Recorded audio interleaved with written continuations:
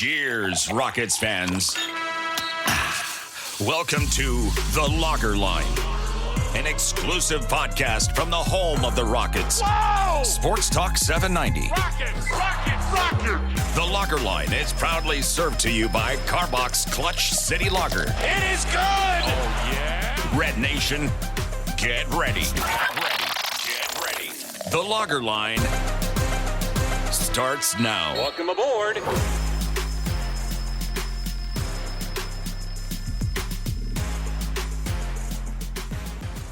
Welcome back, ladies and gentlemen, to another new episode of The Lager Line, as always served to you courtesy of Karbach Brewing. I'm Ben DuBose, editor of USA Today's Rockets Wire, a contributor to Sports Talk 790, official flagship radio station of your Houston Rockets. It's Wednesday, June 4th, and finally, after a few quiet weeks to begin the offseason for the Rockets, we have had some rumors this week.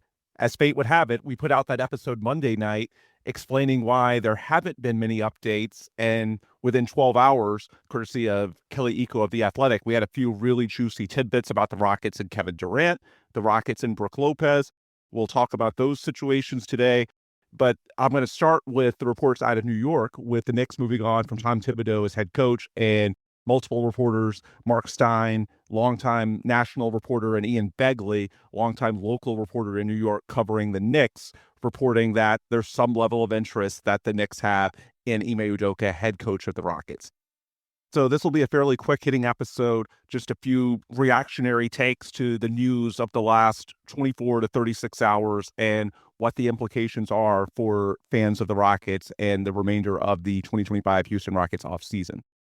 I'll start with the Ime Udoka reports out of New York, because if somehow that happened, that would be a transformative thing and not in a good way to the future outlook of the Rockets. However, I am personally very, very skeptical that there are any legs to those reports.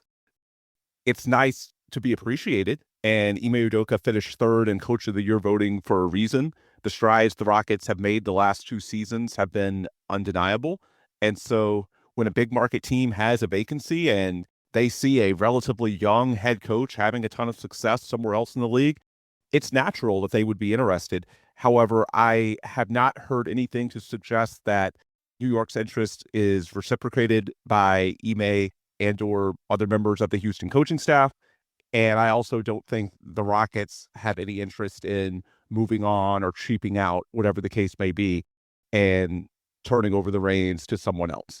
Now, I won't entirely rule it out, because, look, even though Ime is under contract, it's not that different from a player that wants out. If you think that, and when I say you, I mean the organization, that you're at risk of losing the asset for no compensation, if Ime tells you that when his contract expires in a couple of years, he's midway through a 4-year deal that he signed in the 2023 offseason, pays him just over $7 million a year, and salaries have significantly risen since then for NBA coaches. So when he gets his next deal, I do think he'll be due for a significant raise, both based on his performance and escalating salaries across the league. If Ime tells you that he wants to leave, or if you're just so far apart in the financial negotiations for the next contract, and I think, assuming Ime stays in Houston long-term, and I think that's certainly the plan, he's viewed as a foundational piece by Rafael Stone, GM of the Rockets, by Tillman Fertitta and the Fertitta family, ownership here in Houston. Everyone loves him. We know the culture he's brought, the elite defense that he's already turned this group into within the first 2 years, really within the first year. At some point before the 26 to 27 season, the one that starts not this fall, but the one after that, so we're talking 16, 17 months out, at some point between now and then, most likely next summer, but it could be this summer, you're going to have to give him a contract extension, because as we learned during Mike D'Antoni's stint here in Houston in the 2010s, it is very rare and gets uncomfortable, if you're an outlier and you do it, for a coach to enter the lame duck year of his contract. And it could have some consequences in terms of the coaching staff that he has, because coaches with options don't want to be in a situation where there might be complete turnover within a year.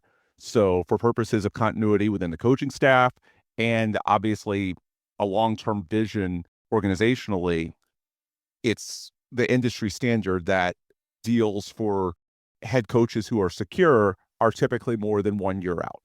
So at some point between now and the fall of 2026, the Rockets and Ime Udoka are going to have to enter into contract negotiations. And if the two sides are so far apart that the Rockets think there's a risk that he leaves once his contract expires, or if Ime just tells you that for one reason or another, I don't want to be in Houston, then yeah, you would be foolish not to consider a scenario where you could get some assets for letting him go early. If the Knicks are willing to give you first round draft capital and a lot of cash, and Ime tells you that he wants out, or you don't think you're going to be able to keep him long term because you're not in agreement financially anywhere close, that's why I wouldn't 100% rule it out. But I think that is very, very unlikely. I have not heard any indications that Ime is anything but happy here in Houston. As far as the market factor, he's actually from Portland. He's a West Coast guy, so New York is actually further from his home base than Houston is. I don't see him viewing the Knicks as any more desirable, especially when you look forward here in Houston and the outlook with this core seven and the Rockets continuing to build, continuing to improve. Rockets actually had a better record than the Knicks this year, even though the Knicks made it to the conference finals. It feels like they were better, but that's largely a product of the Eastern Conference. And obviously there's high pressure. It's a group that's already pot committed with how they've spent so many future resources financially, draft assets to put this team together, as opposed to the Rockets, who are still at the beginning of their upcycle when it comes to this group and developing into a contender. And a much younger team has much more room to grow organically and improve year on year, as opposed to a roster in New York that is certainly good, especially in the East, but for the most part, it just is what it is. So there's higher pressure. There's less upward mobility when you look at the players on the roster and the assets to make big moves going forward. I don't see why the Knicks, unless the Rockets are just offering such a low rate for his next contract that it's uncompetitive, I don't see why the Knicks would appeal to Ime more than the Rockets. I don't see why the East Coast, given Ime's history, would be of any significance to him. I think the odds-on extremely likely scenario is that Ime is content here in Houston. Certainly ownership and Rafael Stone, GM of the Rockets, is very content with him. And at some point between now and the fall of 26, he gets an extension and he stays in Houston. With that said, until it happens, it's fair to wonder. And so that's why I wouldn't entirely rule it out. Look, the Fertittas have talked a big game about being willing to invest when it matters, but they haven't paid the luxury tax yet. We know there's no salary cap on coaching hires, and salaries have risen significantly since they've reached their first deal with Ime in April of 2023. So, yeah, at some point, ownership is going to have to put up or shut up. They have not failed any test with this version of the rebuild. They just haven't been tested to this level just yet because the rebuild has sort of been in its infancy the last couple of years. The next few years, things are certainly going to escalate financially, expectations, all those types of factors. And so I don't personally have any doubts that the Fertittas will pay up when it's time. They've said all the right things. And from all I can tell, Tillman had some really good business deals early this decade. So I think he's personally in very good shape financially. We know how they invested very proactively on the new training facility, which was $70+ million, I believe. So I don't have any reason to doubt that Ime is going to be in Houston long term. The Rockets love him. I think he loves Houston, Ime, that is. And I think ownership's going to be willing to pay. But look, there are no salaries. There are no salary caps, on coaching salaries. And so until the deal is done, until the ink is dry, it's fair to have at least maybe 1% doubt. And that's where a scenario like this can come into play. And I highly doubt that Ime or his representation is going to come out and deny it because, look, it's good for Ime to have his name out there. If the Knicks or any other team wants to say publicly that they like Ime Udoka, that's a useful tool in those upcoming contract negotiations for the Rockets. for Ime to be able to say, look, I have options. I am desirable on the open market. So while I don't think anything is going to come of this, I also don't think you're going to see a quick statement from Ime saying, oh, there's nothing to this. I'm happy. No, it's good for his leverage to have suitors until the ink is dry on that next contract. And maybe the Rockets do it a year early. The industry standard is typically 1 year out, which will be next summer. But at some point in the next year or so, Ime and the Rockets are going to enter into negotiations. And from Ime's perspective, this is a useful club to have in the bag. The fact that he can point to other teams, and in this case, a big market team that has a ton of money, a lot of desirability. Yeah, it's good for Ime to have this rumor out there. And while I don't think that it's anything that you should sweat, at the same time, until the ink is dry, you can't rule anything out.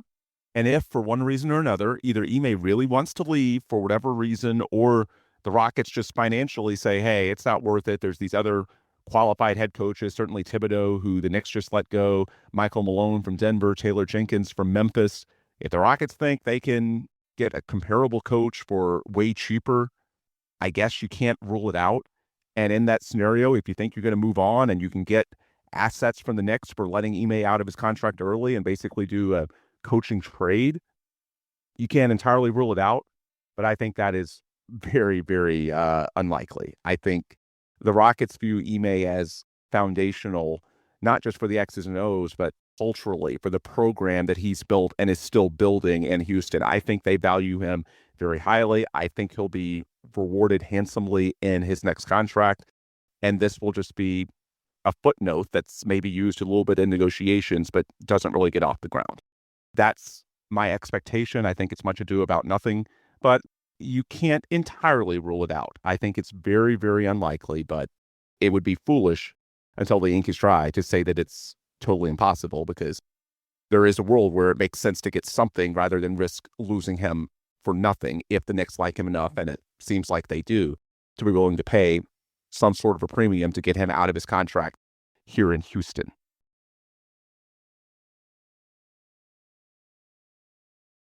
All right, that's the coaching situation. Let's move on to players. As mentioned, Kelly Iko had a great article in The Athletic going through all the considerations for the Rockets in June as they get ready for the draft and free agency later this month. Tons of good tidbits. I'm not going to come close to reading them all in today's podcast. Please subscribe to The Athletic if you have not already, because you get tons of great insight. Kelly's one of the best young reporters that I've seen across the entire league. The part I'm going to hone in on is this thing about the Rockets and the Suns and Kevin Durant, because as I said in Monday night's show, it's largely about waiting for the Suns to come back to the table. The Rockets have these future draft assets from Phoenix that should be disproportionately valuable to the Suns in their situation. We've talked about it before, and it's just a matter of when the Suns are willing to be serious when it comes to how they're valuing their players and the deals they're willing to take. To this point, it doesn't feel like they've been very serious, not just based on what I've heard from the Rockets in terms of trade talks between the Rockets and the Suns, but the lack of deals elsewhere. It's not like the Rockets are driving a hard bargain. No, the Suns haven't done much of anything, because I think they've been fundamentally unserious when it comes to some of the asking prices. The question is, would they ever relent? And at least on Kevin Durant, it feels like they are. And it makes sense because he's 36, he'll turn 37 later this year, and he's 1 year out from his free agency. So you're at a point now where if you don't trade him, there's a world where you lose him for nothing a year from now, or perhaps his play declines because he's older and he's in a situation where he's probably not going to be very happy. So yeah, this is a interesting spot for Phoenix where their hand could be forced. And I'll read Kelly's report. This is not to say the Rockets and Suns are not in communication. On the contrary, Phoenix is aggressive in pursuit of A, trading Kevin Durant, and B, regaining full control of their draft capital, starting with the number 10 pick in the June draft.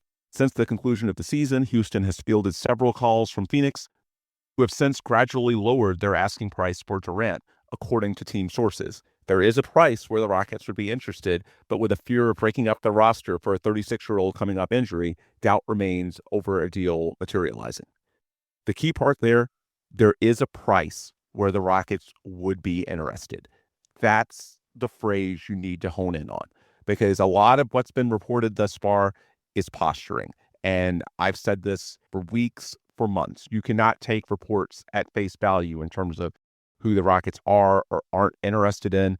It's a constant game. There are always negotiations. The question is, what happens if the price becomes more reasonable? And so the Rockets have not been interested at the asking price for Durant in the past. But if it gets low enough, and it's not going to be nothing because you have to match salaries in the trade, Durant's going to make over $50 million next year. So you have to send out over 40 from your own roster. It's not easy, but the fact that there is a price is noteworthy because the Suns are getting to a point where if they don't deal him now, they might not get anything.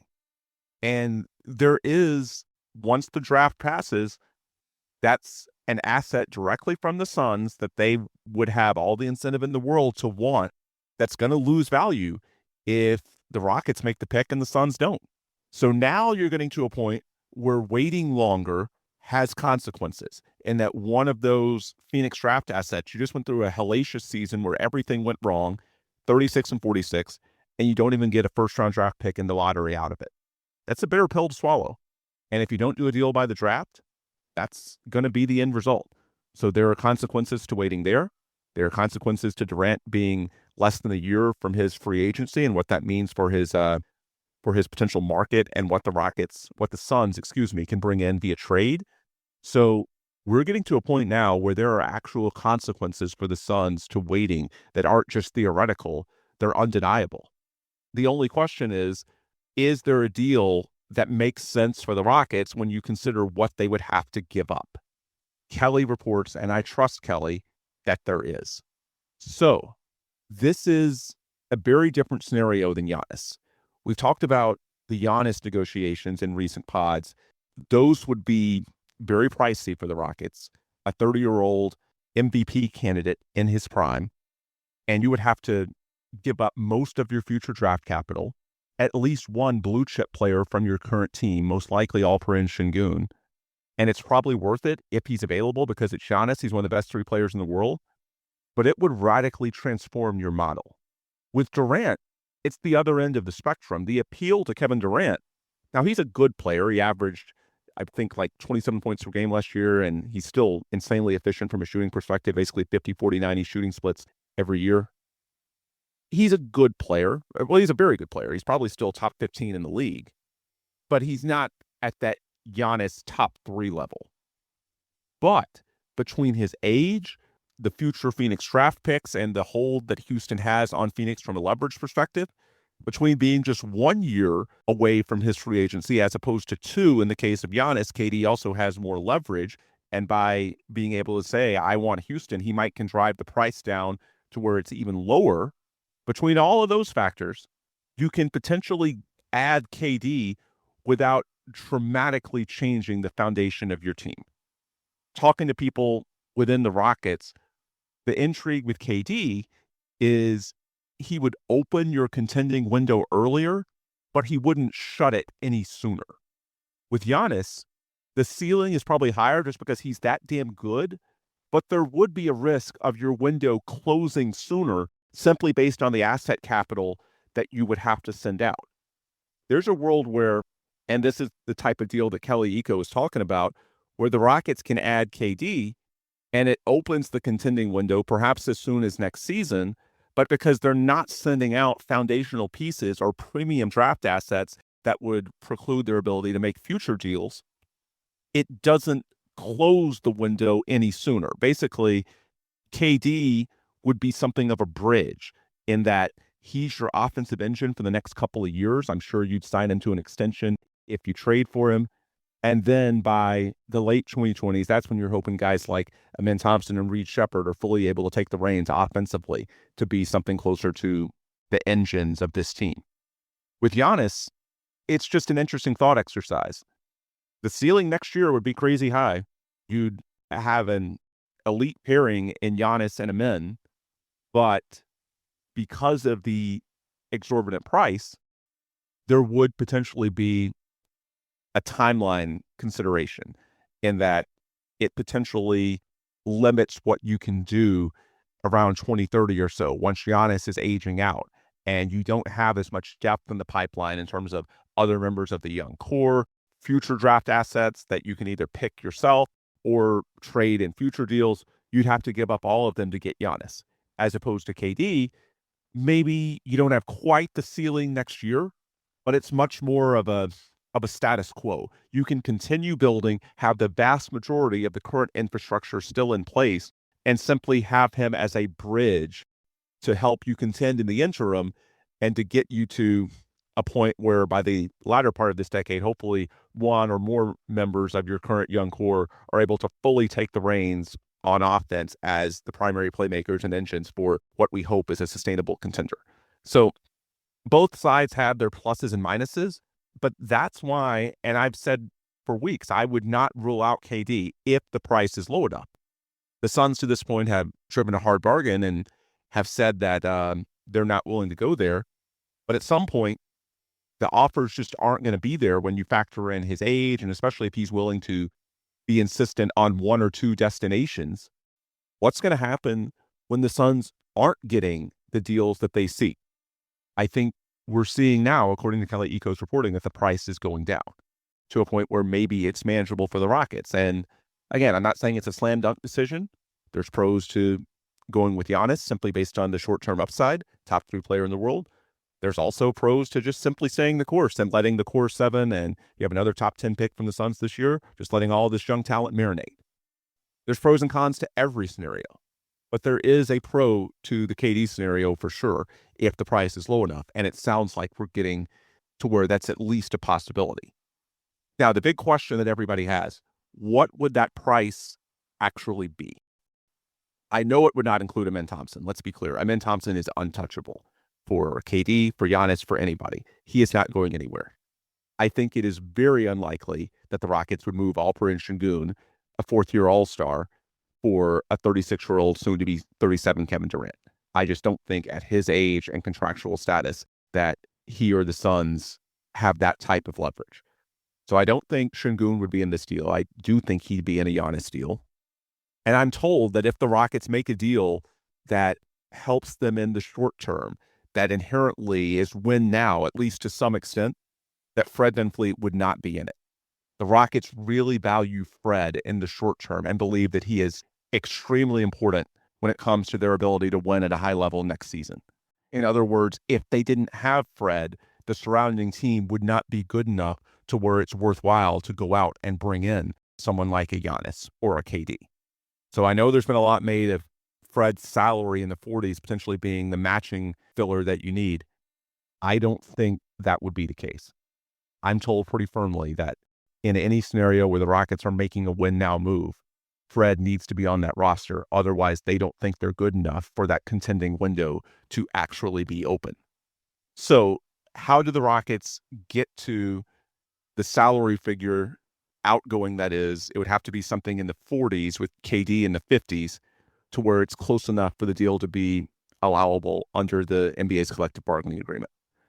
So the Rockets have about $13 million in expiring salary that they don't really need. That's unessential. Jock Landale at $8 million and Aaron Holiday at a little under $5 million. So you've got $13 million there. And realistically, that's about it.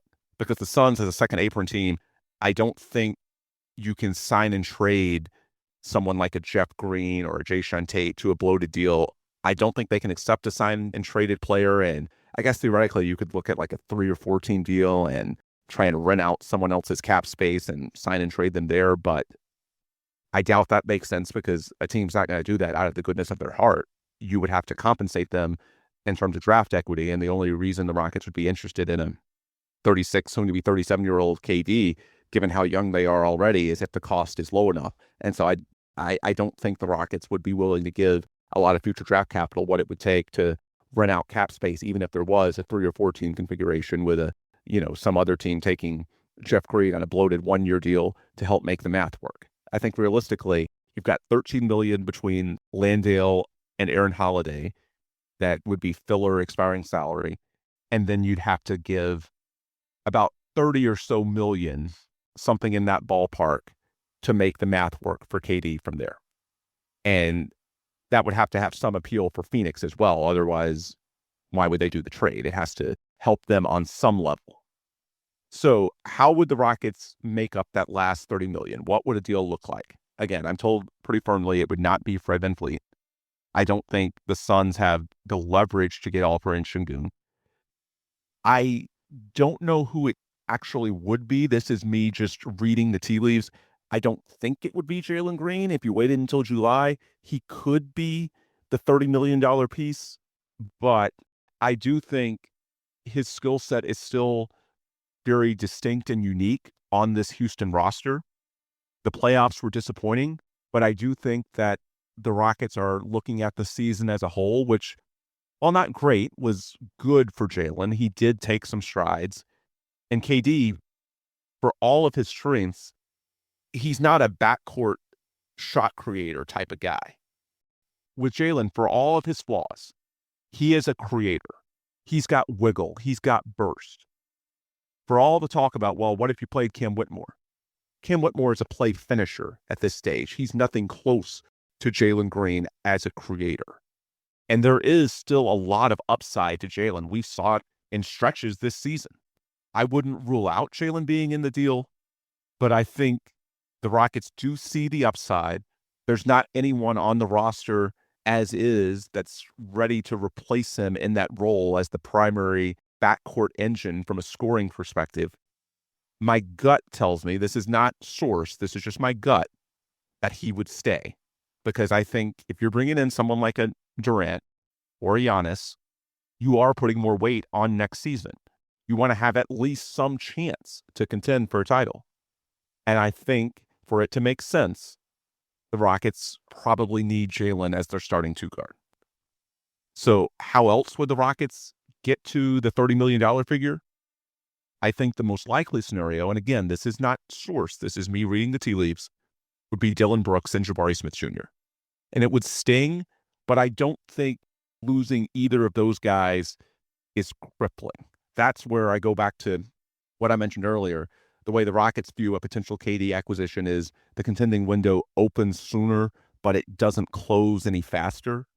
With Dillon Brooks, look, you'd be upgrading his spot in the starting lineup. Let's just be blunt. Dillon Brooks is a very good player, but he's a role player, and he's coming off a career shooting year. KD is way better.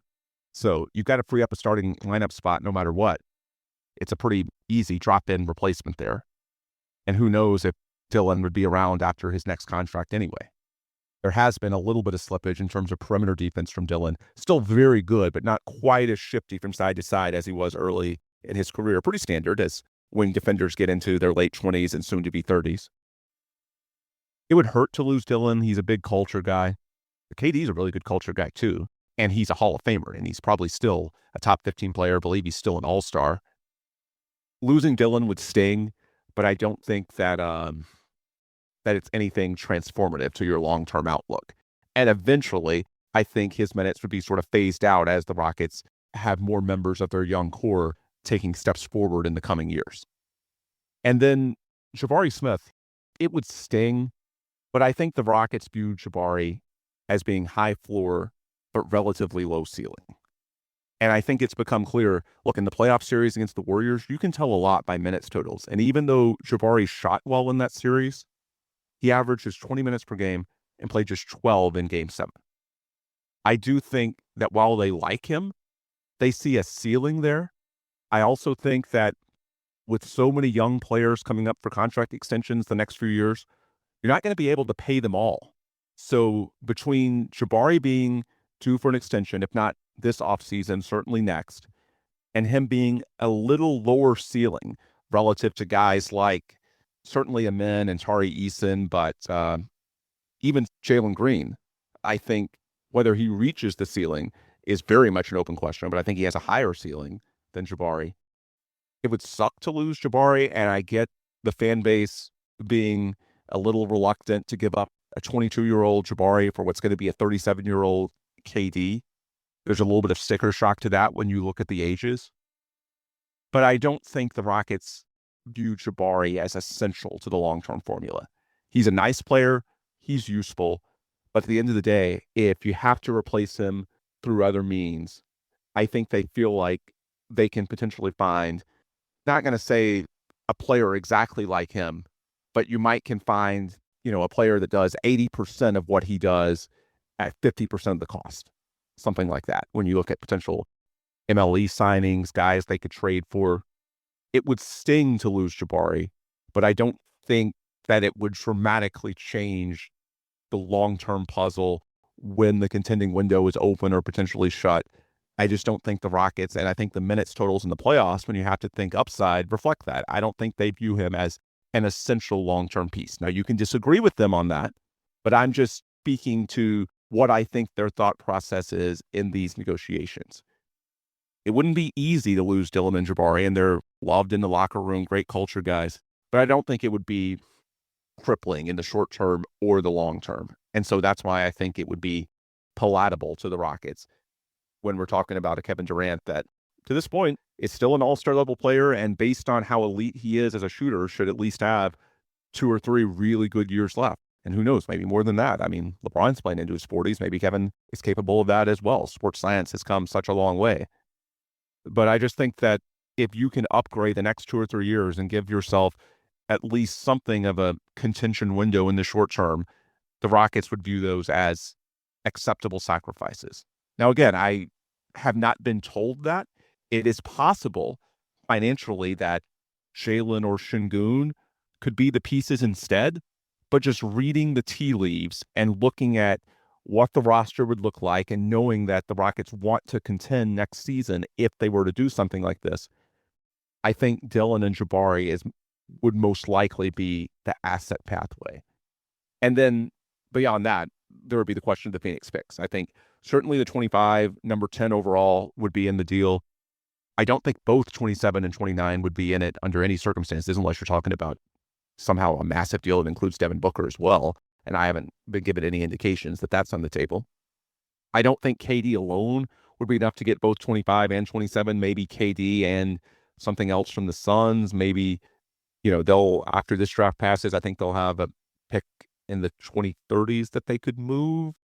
Maybe something like that makes sense. And the Suns can have a mini rebuild in the interim where they have some draft capital in the short term, and the Rockets, because they can't play or pay all these young guys in the interim, maybe it makes more sense for them to sort of diversify their portfolio and push picks further out. Maybe something like that happens. Or maybe it's just the 25. And, the player component, by the way, with deals happening in the offseason, NBA teams can have expanded rosters up to 20, 21 players by the time you factor in two ways. So it's easier to consolidate, sending out 4 or 5 players for one to make the salaries work in the offseason than it is in the regular season. That's why you don't have to sweat talking about, well, if you're sending out 4 or 5, can Phoenix take all those guys in the offseason? That actually will not be that difficult. And you can rope in a 3rd or 4th team if you absolutely need it for someone like a Landale or a Holiday to offload them. It wouldn't be a slam dunk deal. You can argue against it, but I do think that from a Rockets perspective, they see it as a path that would upgrade their short-term odds without really crippling the long-term in any super meaningful way. And so I think they'll do their due diligence. And whether it gets to the finish line, a lot of it's out of their hands. How low are the Suns willing to go? How messy is Kevin Durant willing to get? If he says Houston or bust, that would go a long way to perhaps, tanking his market to where the Suns are forced to go even lower, as opposed to, if he says, yeah, I like Houston, but I also like San Antonio and Minnesota have been rumored as suitors. The wider KD's list is, the less likely it's going to be for the market to be low enough that a deal makes sense to the Rockets. So some of it depends on what the Suns are willing to do. Some of it depends on how messy KD is willing to get. I do know that KD wants to be in Houston. He likes this situation. It's just a matter of, is KD solely focused on Houston, or is Houston one of 2, 3, 4 locations that he's open to? Time will tell. And I think it's going to play out in the next 3 weeks between now and the draft. Because, again, as we mentioned Monday, there's a cost to waiting. If the Rockets make that pick at 10, that's going to be less desirable to the Suns than if Phoenix can go through the process themselves and make that selection. So I think this stuff is going to come to a head in the next few weeks. KD with Giannis, I don't think the Rockets are out on Giannis by any means. It just seems like there's been a little bit more movement on the KD front. which makes sense because he's older and he's closer to his contract expiring. So the Rockets have fielded more calls. If Giannis decides to push his chips to the table and actually ask for a trade, then those talks can pick up as well. It's just right now you're hearing more on KD because I think there's a little bit more of a sense of urgency from the Suns to get something done. We'll see if it happens, but it makes sense. And hopefully today's pod has provided a little bit of color as to what the Rockets are thinking and what some of the considerations are as they decide whether they ultimately want to get this done over the next 2 or 3 weeks. Last thing I want to get to on today's pod is the Brook Lopez report in that same Kelly Eco story in The Athletic, because I get it. We all know Brook Lopez spurned the Rockets 2 years ago, and so there's a lot of bitterness from the fan base, and he's 37 years old. And let's be clear, Brook Lopez is a backup plan to Steven Adams. Steven Adams was great in the playoffs. He's just 31 years old. The Rockets have bird rights to potentially retain him. So in terms of that second big behind Alperen Sengun, Steven Adams is the priority. Kelly says that in his article, and I've heard the same from all of my conversations with the Rockets. Steven is the priority. They are hopeful he will return. And I think he probably will, because even though he's an unrestricted free agent, he looked really good in the playoffs. Look, he's in his 30s and he averaged about 13 minutes per game during the regular season. And I don't think he even played in 60 games. So I think it's a stretch to think that some team's going to offer him big money and, more importantly, a big role to where he's playing 30-plus minutes per game as the starting center over 82 games. I think a timeshare arrangement makes all the sense in the world for Steven to prolong his career and to get the best version out of him. So I'm hopeful that he'll stay in a similar role. The Rockets have the bird rights. I haven't been given, as with Ime and those negotiations, any reason to think the Rockets are going to cheap out. So I'm still optimistic that he stays. With that said, all it takes is one team, and he's an unrestricted free agent. He can choose to leave if for one reason or another. Maybe he just wants to play somewhere else. Maybe some other team is willing to offer a ton, either in money, role, or both. All it takes is one team. And if Steven, as an unrestricted free agent, chooses to leave, then yeah, you do need to have other plans. And you shouldn't look at this emotionally. Even if Brook Lopez turned down this organization at the last hour a couple of years ago, look, he's still a very good big man with a ton of size, can shoot threes at a very high level, provides a similar physical presence to Steven Adams. Now, they're different types of players. Steven's a way better rebounder, but Brook is a little bit better of a rim protector and way better as an outside shooter. But in terms of the double big, I don't see any reason to think that if Steven Adams and Sengun can play together, that Brook and Sengun wouldn't be able to play together. So if the market with Brook being 37 and Steven 31 has it to where Steven is priced out of the Rockets' ability to retain, but Brook is more able and willing to sign and accept the role that's available here in Houston as the backup behind Alperen Sengun, it'd be foolish to rule it out because he can provide you a lot of the same skills, but perhaps in this world where Steven has just exceeded your ability to retain him in that role, if Brook, for one reason or another, is the easier business fit, I don't see why you wouldn't consider it. He's still a very good player. Look at the advanced metrics. He'd be more short-term in nature, and that's why I hope the Rockets retain Steven Adams. I think they probably will. Again, my personal gut feel is that there's not going to be a team that's willing to invest heavily, be it money or role, on Steven Adams, given how limited his minutes were in the regular season and now in his second decade in the NBA, coming off a major knee surgery a couple of years ago. But if that one team strikes and Steven doesn't stay, then Brook Lopez is a guy who we know the Rockets like, and physically he can do a lot of the same things, provide a similar presence to Steven Adams. And especially in a world where if you trade for a KD or a Giannis and you want to win in the short term, yeah, the Rockets can go for someone with more youth and upside. You know, they have Vali Dante on a two-way deal, something like that. But if you're bringing in, you were the 2 seed in the West last year, 52-30, and you're making other big moves to emphasize the short term, and there's going to be some emphasis on next year no matter what, because you're coming off a year where you finished with the second best record in the West.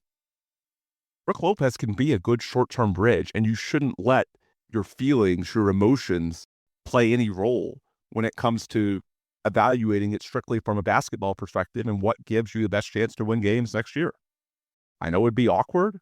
I know we love to hate Brook Lopez as a fan base, but if Steven is priced out or rolled out, I guess you would call it, then Brook Lopez makes all the sense in the world. If he's available and he will be a free agent and he's more amenable price-wise or in terms of the role-wise to accept what's available here in Houston, it makes sense.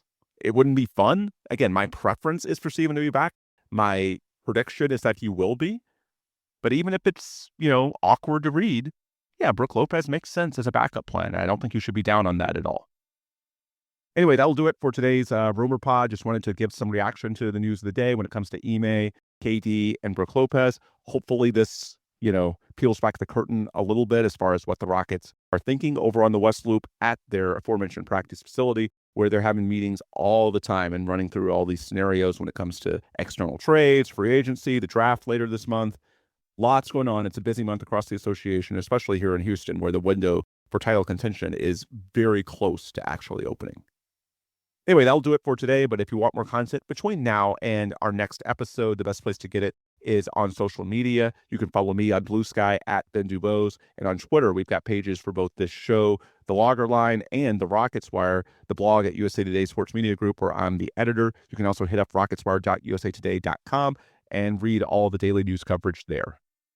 And the show, The Logger Line, if you go to that Twitter page, then you can tap the link tree, and that's got links to friends, partners, sponsors of the program, USA Today's Rockets Wire, Carbach Brewing, Sports Talk 790. Please hit up their content, tell them that we sent you by. And also, you can find links to distribution partners of the program, Apple, Google, Spotify. Subscribe, leave a positive review. If you've not already, please do. That's how we can look good to those aforementioned friends, sponsors, partners of the program, and keep this show running as one of the most active podcasts covering Houston Rockets basketball. All right, that will do it for this Wednesday, June 4th. Enjoy the rest of your day, and we'll talk again soon. Go Rockets.